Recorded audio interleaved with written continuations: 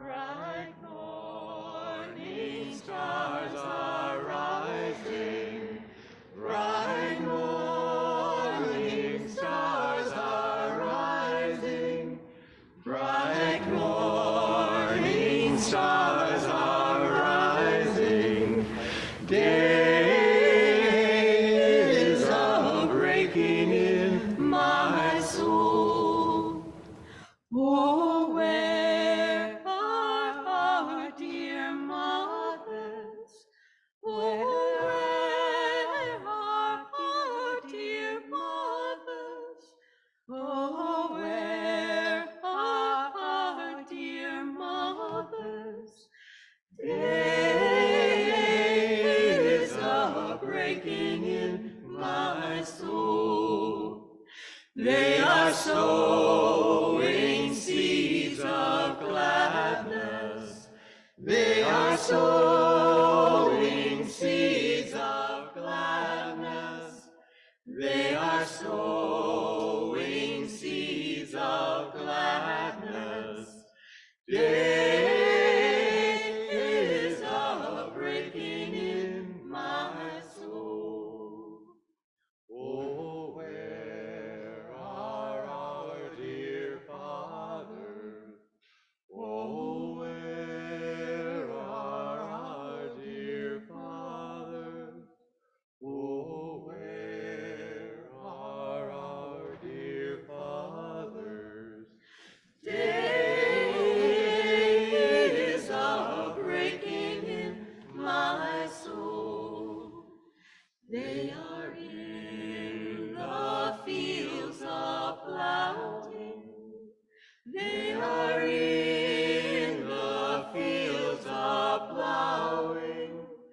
They are in the fields a-plowing. Day is a-breaking in my soul.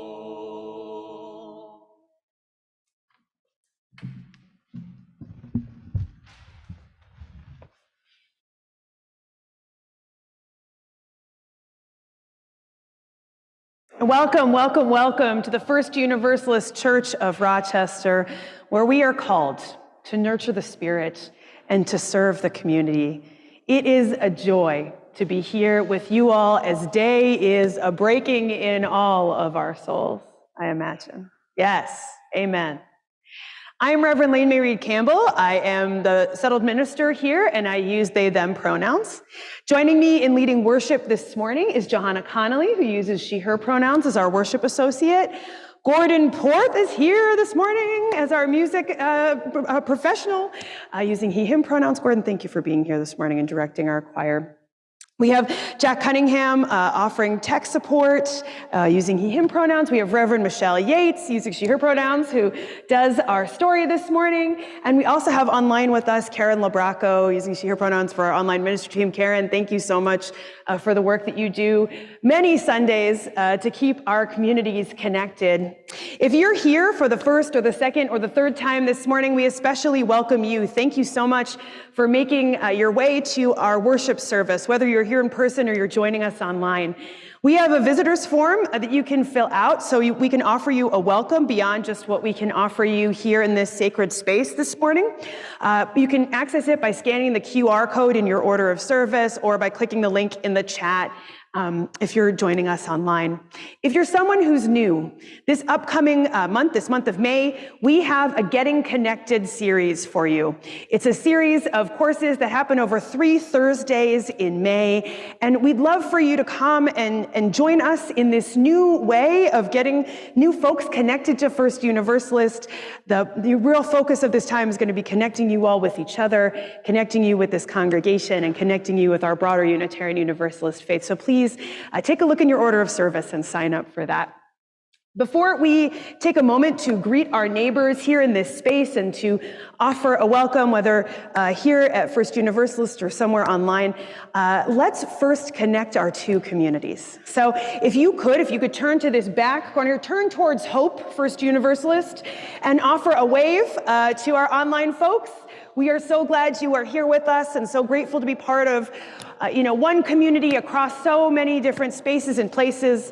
We're seeing some folks back here with us this morning who have been away on vacation and joining us online. And so it's great to be able to connect, between these two spaces. So I'll now invite folks online, please drop into the chat to offer a greeting. And if you're here at First Universalist, please turn to your neighbor and offer a greeting this morning. I'm glad you're here. I'm so glad you're here. I couldn't cook this, and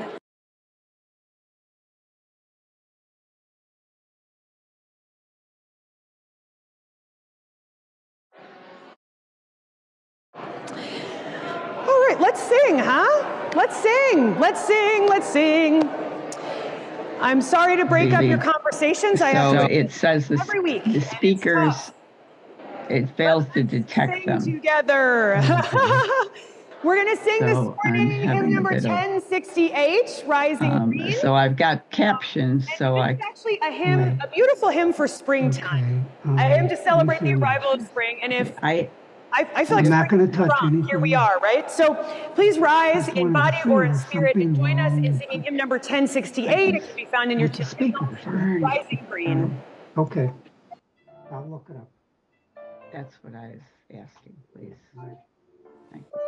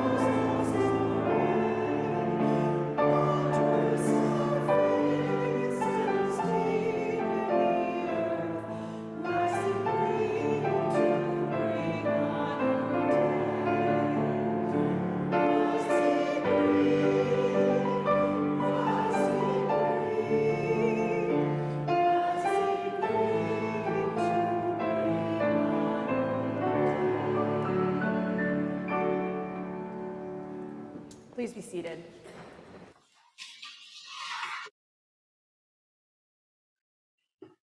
good morning, everyone. It begins in darkness, a black sky whose shiny orb is no longer visible. Seeds planted, the cycle starting again, to the faintest waxing sliver, growing a little larger each night, bringing the work we have to do, bringing the threads that need following, expanding to the fullest, brightest circle in the sky, sometimes hanging bright white up high, other times hanging low and orange and big. Our consciousness awakens, waning again to a sliver, ushering in what is not yet known, back to darkness, returning again, transformed, changed, different. These cycles have held us all of our lives. This moon has been present in each of our nights, connecting, holding, changing, shifting. In the spirit of exploring the cycles of our lives and the cycles we exist within, come, let us worship together. As Bill Schubmil comes forward to light the chalice, won't you join me in saying our chalice words? And people at home are lighting their chalices. May we be a people of welcome, here to grow in heart and mind and spirit. And may we reach out to serve our community. Please rise in body or in spirit and join me in our affirmation of faith, followed by our doxology. Love is the doctrine of this church. The quest for truth is its sacrament, and service is its prayer. To dwell together in peace, to seek knowledge and freedom, to serve humanity in fellowship, to the end that all souls shall grow into harmony with the source and meaning of life. Thus do we covenant with each other and with all.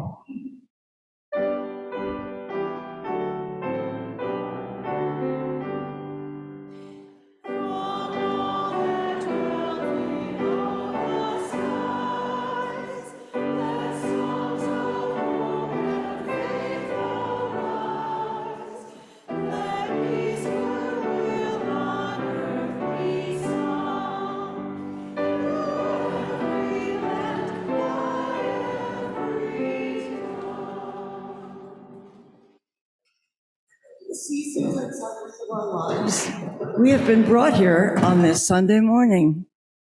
Whether you're here seeking out of habits you built long ago, or if you're just looking for a community to gather with, we're so glad you're here this morning. This church exists because you are here. Your generosity ensures that this place is here now for those who need a spiritual home, and your gifts ensure we will be here in the seasons to come. You're invited to give online by scanning the QR code in your pews or to drop an offering in the offering basket. For folks online, please click the link in the chat to give to First Universalist Church. Thank you for your generosity.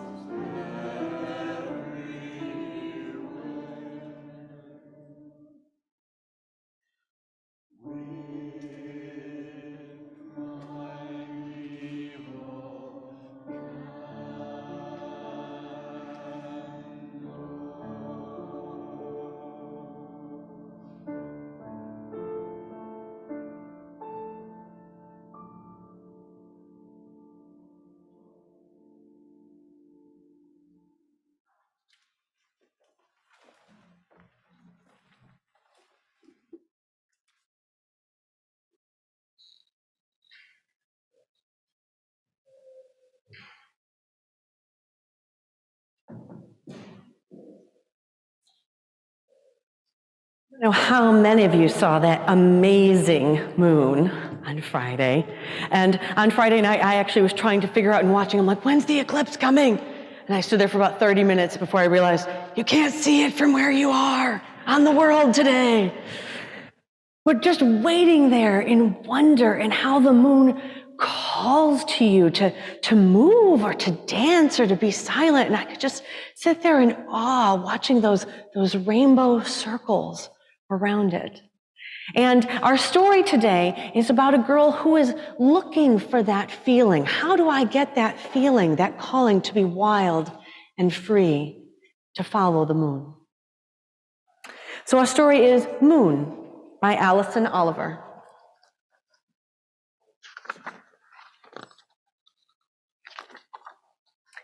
Every day, Moon walked home from school and thought about the day.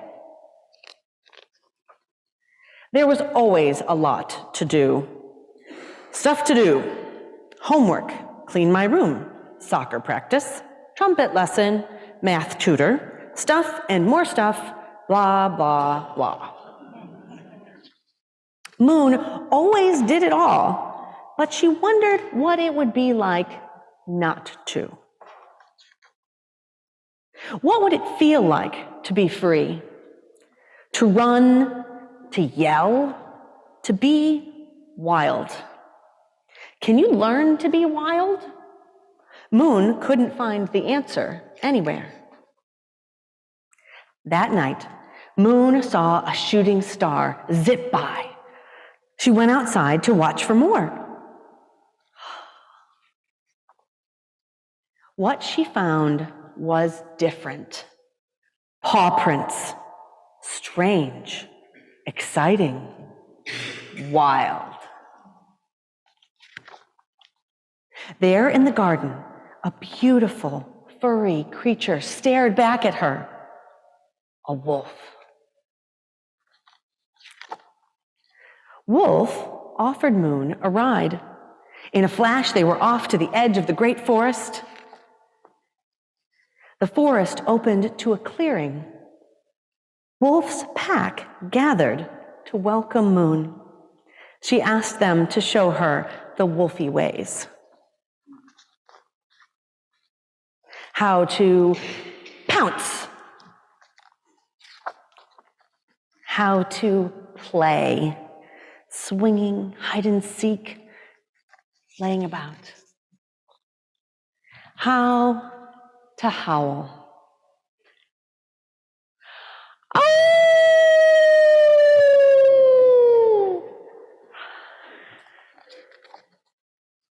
How to be still, how to listen and feel.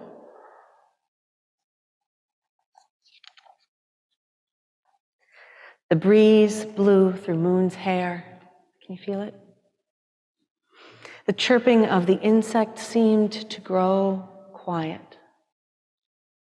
The ocean of stars felt not so far away. The forest exhaled. And so did Moon. It was wild. Moon was so happy. Then she heard a howl, the familiar voice of her mother. Moon knew she had to go home. But she wasn't the same Moon anymore. The next day, Moon walked to school. And she took her wolfy ways with her. I love seeing the other kids playing and pouncing and howling and blowing in the breeze. Sometimes when I wonder if there is a different way to do things, I love to go with my wolf pack and practice learning to be wild, learning to do things a different way, a countercultural way. How do we together pounce? How do we together play? How do we together howl? And that when we go back into the world, we can take our wolfy ways with us. Thank you.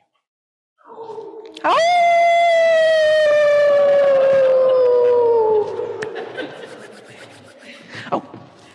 Oh, thank you. Of course. It's so sweet. Thank you.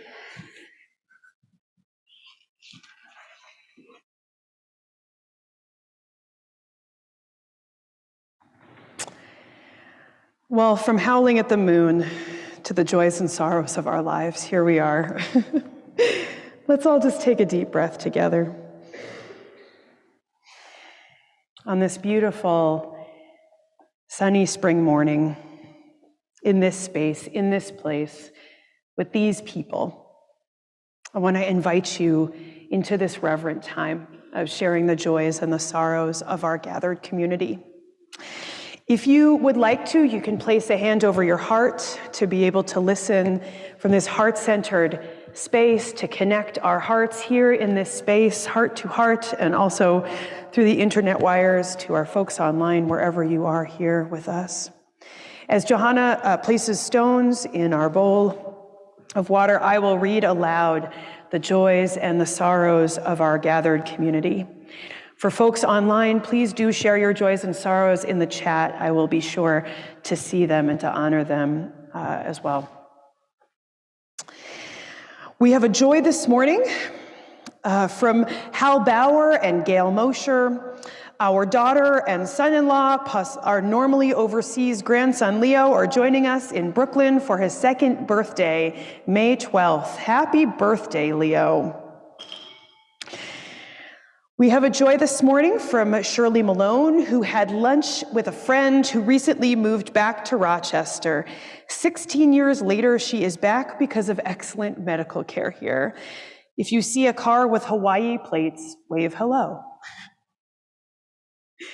That should bring more joy to this world. We have a joy this morning from Kitty Forbush, who went to go see Hello, God, Are You Out There? It's Me, Margaret, based on the banned book by Judy Blume. Don't miss it. We have an additional joy this morning that it is Bridget Watts' birthday. Yay! Happy birthday, Bridget! We have a joy this morning from Heather and Bill Jones. Bill was inducted into the National Academy of Sciences last Friday in Washington, D.C. Congratulations, Bill. Wow. That is incredible. We have a sorrow this morning from Karen Labraco. On Tuesday evening, her sister-in-law, Linda Walter, died peacefully at a nursing home near Jamestown. While not unexpected, it is still a shock when things change quickly. We share a joy this morning from Brendan Kortzel, who shares that after several years of schooling, I am finally moving on to find my first job. A joy. Joining in support for you in that search, Brendan, and so grateful to you for sharing that with us. Let's take a moment to drop one stone into the bowl, one final stone, to represent all the joys and the sorrows left unspoken in the silent sanctuaries of these hearts. May all be held in the heart of love.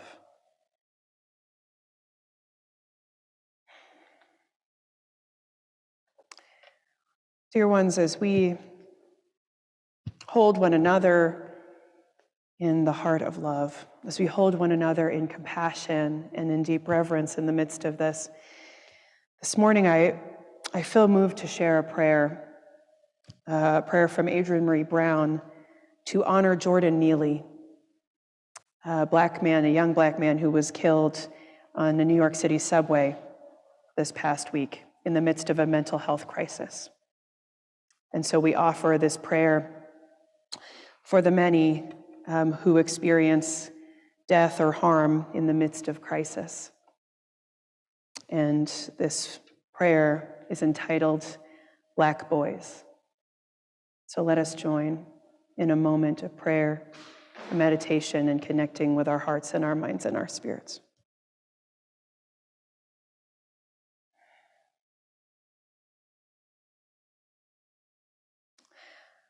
Black boys should be allowed to lose their minds, to make everyone uncomfortable, carving out a place to stand alive in spite of what happened to their mothers. Black boys, stoic and shady, hungry or houseless, grieving the soft life that pulsed inside them when they were sons.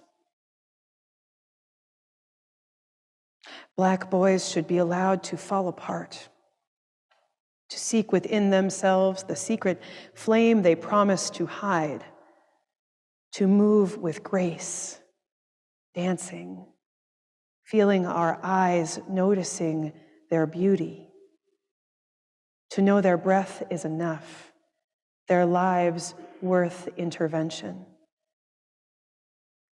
Black boys, wild, worried, precious, lift them up. Black boy, seated first with inevitable heartbreak, grow beyond the confines of fear, the closet slats, the terror of being young, needing help, craving love. Black boys should be allowed to fail, to flail, to not know, to crash through one more night, one more ride. Black boys have earned the right to lose their minds and live.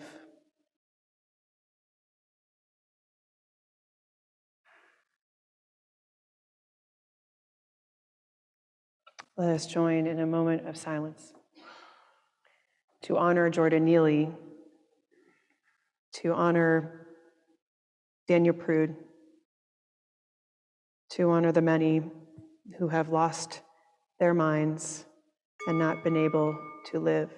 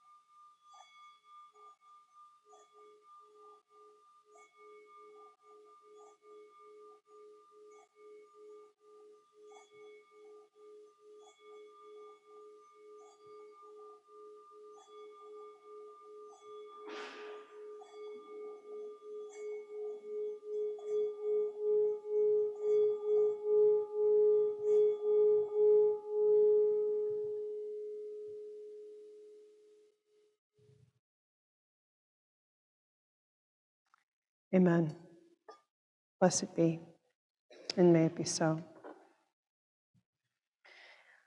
Let us join together in our hymn of contemplation, hymn number 396. I know this rose will open.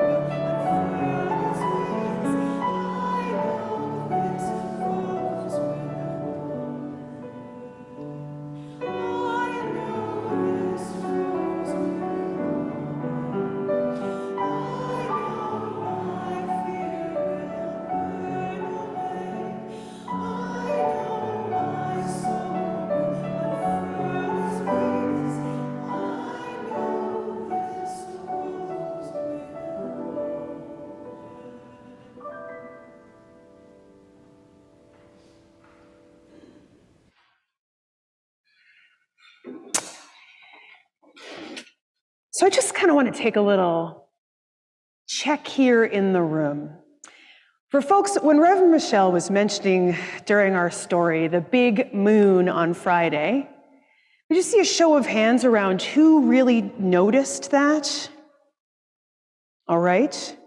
Anybody bold enough to admit that maybe that wasn't something you were paying attention to this past week? It's okay. It's all right. It's okay. You know, Unitarian Universalism, we're here for folks of all kinds. And it's all right, you know? I have to tell you that I am a big fan of the moon. And I loved taking a look up this past Friday at its clearness and its brightness. And then if you noticed, last night, there was like this hazy aura around it that made it look almost a little bit more mysterious and glowy. I have a dear friend who always texts a group of us in all caps for each full moon, imploring us to go out and look at the moon. We do have to sit in awe of it sometimes, don't we? The source of light in the darkness. This round and slivery silver beauty in our sky each night. This mysterious and yet a bit scientifically known orb that continues to circle our planet, bringing the night, holding the day. I want to share with you a little bit about the moon. It goes through phases in our sky, usually broken down into 8 parts to complete a lunar cycle. Did you know that we have lunar cycles that happen typically 13 times in one of our Gregorian calendar years? 13 times the moon goes through the same cycle again and again and again. And I want to share with you a little bit about each cycle, according to one of my teachers, Sarah Faith Gottesdiener.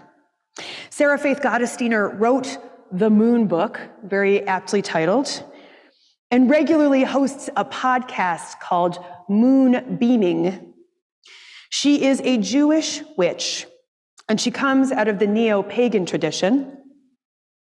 Much of the meaning she gleans comes from careful study and from the ongoing practice of magic. So the phases of the moon typically begin with a new moon, a completely dark moon, a time for planting seeds, both metaphorical and literal, and setting intentions. When we begin to see that small sliver emerge, that is a waxing crescent moon. And this is a time of starting and beginnings. As half of the moon shows itself, we get to the first quarter moon, which is a time to pivot or set boundaries or to refine any plans in motion. And I love this title. The moon is called a waxing gibbous. Gibbous. I don't know. It's just a word you never see anywhere else. Once it's about 3/4 of the way towards full, a time of abundance, growth, makes sense, right? The full moon, where we are at right now, is a time for magic making and abundance. The moon is full, and that fullness lends itself to embodiment, to creativity, to intuition, and to a whole host of things. As we witness it beginning to grow small again, we find ourselves with the waning gibbous, a time for learning and releasing. The last quarter moon, where we see only half of it, again, a time to go into shadow work, behind the scenes work, dig deeper. Then the waning crescent, as it turns to a sliver again, a time for clearing and going within. And lastly comes the dark moon, a time of endings, turning inwards. The dark moon leads again to the new moon, and the cycle begins all over again. We go through this 13 times a year. And it's been happening for the entirety of our lifetimes. It's preceded our lifetimes. I'm fascinated. I'm fascinated by this cycle. I'm fascinated because it has held us as humanity, and it has held our world before we even existed on this planet. And granted, some of the interpretations I am coming to you with come from one person who is situated in these so-called United States. There have been so many interpretations of the phases of the moon and its cycles across cultures, across our world, and across time. What has remained consistent and constant has been the moon itself, has been these cycles of the moon, which continue to move around us, which our moon continues to move through. A few years ago, I made a commitment that I wanted to learn more about these cycles, and I wanted to pay attention to how they affect my life. And of course, I wanted to do it perfectly right from the start. So have I done this perfectly every single time the moon goes through these cycles for the last 2 years? Absolutely not. But it has been really interesting learning how to check in with myself energetically, and then to see what phase the moon is in. It has felt most easy to check in with what's going on with me during the full moon, because it's so obvious. And that's exactly where we find ourselves this weekend. Whether or not you were aware of it, no shame, no shade, a full moon lunar eclipse happened this past Friday during the day around 11:15 a.m. our time. The moon had moved into the shadow of the earth and was no longer visible. Of course, wasn't visible to any of us in the first place during that time of day here in this context, but an eclipse was taking place, a powerful one. An eclipse in Scorpio, if you speak astrology. Not everybody does, but. To share with you some of what that means or could mean, I'm going to ask you to suspend your skeptic brain for just a moment, if you haven't been doing this already. I know that for some folks, talking about the magical and the astrological and the cycles of the moon and its meeting might be a bit uncomfortable. And that's okay. And I want to acknowledge that, while also acknowledging that in order to live a spiritually centered life, there are times when we must explore cycles, seasons, and phases that hold our lives. The moon is one location of such an exploration, a constant source of cycles that hold our days and our evenings, that hold our lives. So, the meaning we can make out of an eclipse is different depending on the time of year that they take place, and also depending on what's going on astrologically for this eclipse. I turned to this woman's name is incredible, Alice Sparkly Cat. I love her name. Noted astrologer and author of the book Post-Colonial Astrology. And she shares that this particular eclipse is about regeneration, about slowing down, about paying attention to spaces and places where we are trying so hard to appear that we are good. She invites us during this eclipse in Scorpio to move slowly. Don't dwell or ruminate. Do something that is active enough to allow your body to remember that its only job is to remain alive, but slow enough to allow the thing that is you to notice all of the things that must be included in your life. Move slowly enough to notice fear. Move slowly enough to notice the ground and to discern when you are most likely to fall. What she's inviting us to do is to slow down, to resist the urge to fix, to allow the slow process of regeneration to take place. Growth happening slowly. Healing moving at healing's pace. The invitation to let go of wishing for a different pace or different circumstances.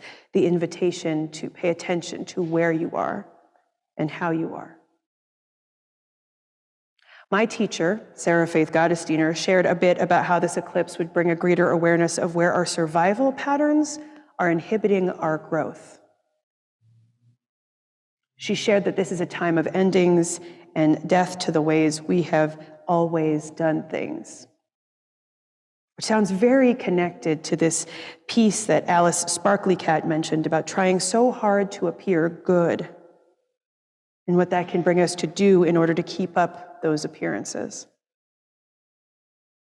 It also feels connected to slowing into noticing what is coming up for us and allowing space for old patterns of behavior to be released. Now I want to invite you to just take a moment and hold these key words around growth, endings, survival patterns, slowing down, attempting to appear good. And I want to invite you to review a bit of this past weekend, and maybe a bit of where you are right now. What has been happening for you? Are there things you have been reflecting on? Issues you are working out in some of your relationships, like at home or at work or elsewhere? Take a moment to think through this past weekend and perhaps what was happening for you Friday or even yesterday.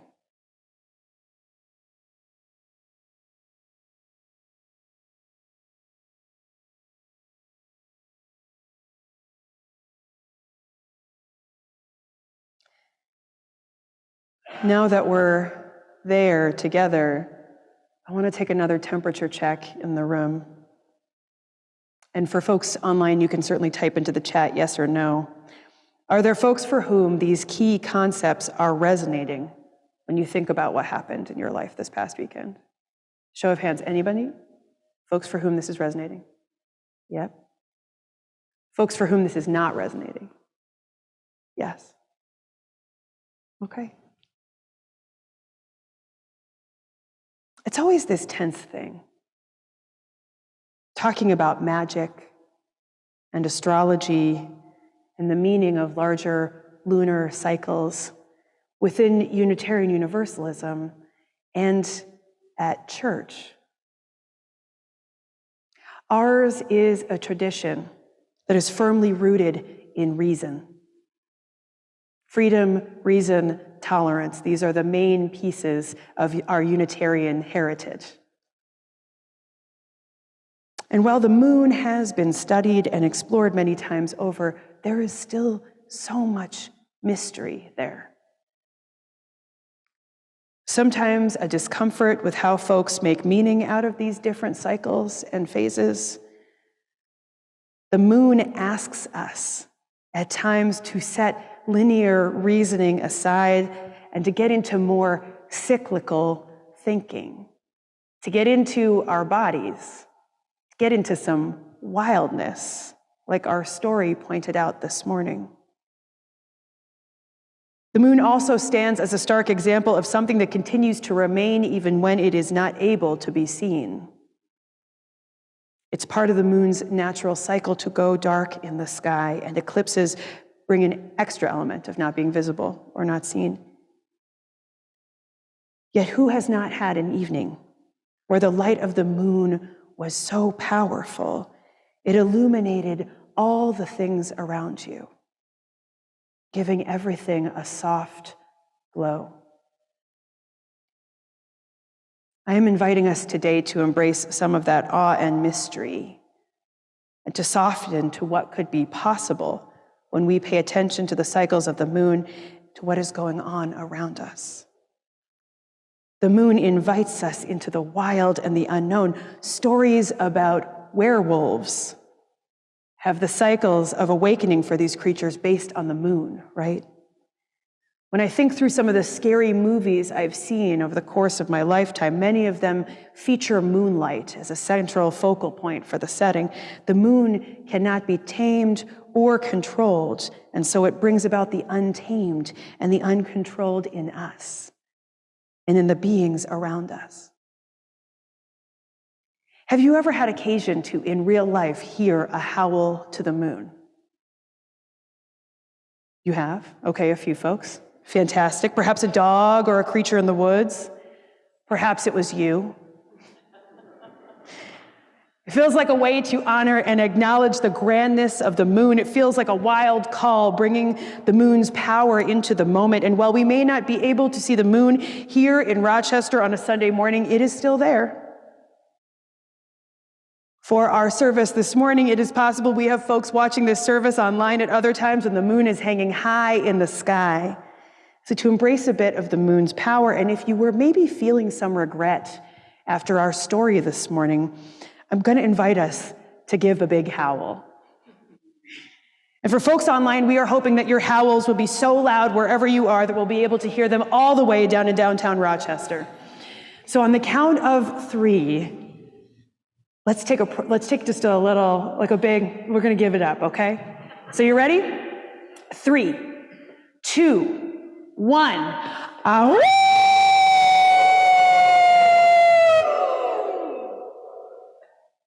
Kind of feels good, doesn't it? Oh, yeah, wish we could be doing this every Sunday morning. May some of the wildness of this moon inhabit your days. May your path forward be illuminated by its light. May you take a moment this evening, this Sunday evening, to look up and appreciate all that the moon brings into your life.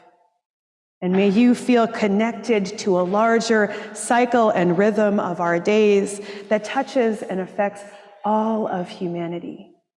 May we embrace some mystery. May we embrace some wildness. May we embrace some play. Ow!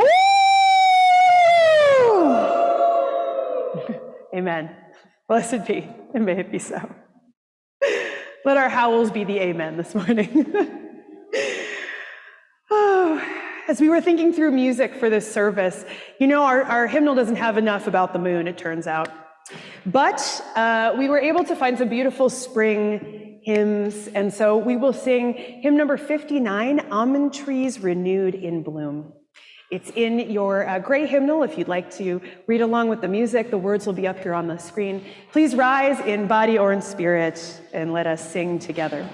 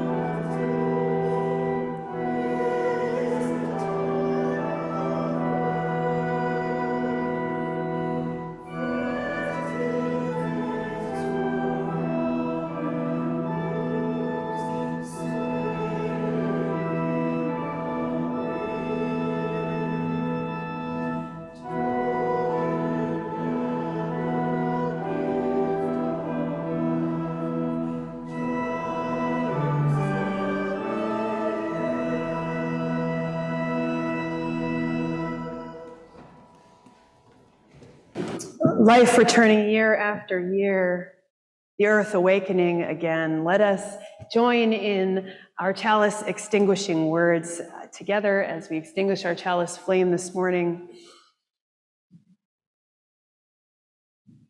We extinguish this flame, but we keep its light in our hearts with its message of love and justice, taking it outside these walls to the world we live in until we are together again. As we close our service this morning, I'll invite you to place a hand over your heart and to take a look around the room. If you're joining us online, please turn to gallery view and take a moment to take a look upon the faces of those who are here with you now. Who is in your pack? Who are you here to learn alongside? Who do you traverse these cycles with? Dear ones, it is my wish for you to go out this evening and to take a look at that moon. It is my wish for you to know where you are in the cycles and the phases and the seasons of our world, of our context, of our time. It is my wish for you to have some time for slowing down and slowing into what needs to end, and yet what may need to begin. Dear ones, may we remember that we are held by these larger cycles that pre-existed us and that will continue for lifetimes, generations to come. And in the midst of all of that, may we know that we are loved. May we know that we ourselves are loved. And may we go and be that love to whomever we meet. Amen. Blessed be. May it be so.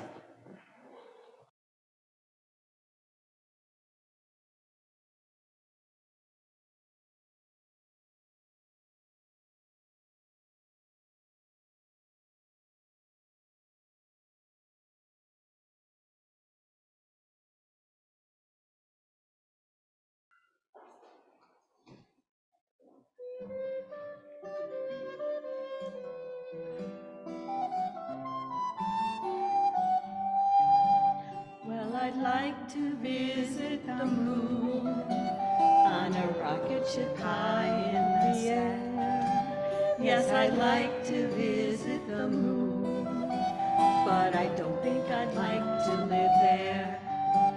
Though I'd like to look down at the earth from above, I would miss all the places and people I love.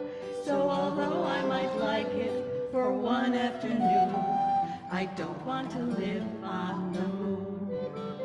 I'd like to travel under the sea. I could miss all the fish everywhere. Yes, I'd travel under the sea, but I don't think I'd like to live there. I might stay for a day there if I had my wish, but there's not much to do when your friends are all fish, and an oyster and clam aren't real family, so I don't want to live in the sea. I'd like to visit the jungle, hear the lions roar, go back in time and meet a dinosaur. There's so many strange places I'd like to be, but none of them permanently. So if I should visit the moon, well, I dance on a moonbeam and then I will make a wish on a star, and I'll wish I was home once again. Though I'd like to look down on the earth from above, I would miss all the places and people I love. So although I may go, I'll be coming home soon, 'cause I don't want to live on the moon. No, I don't want to live on the moon.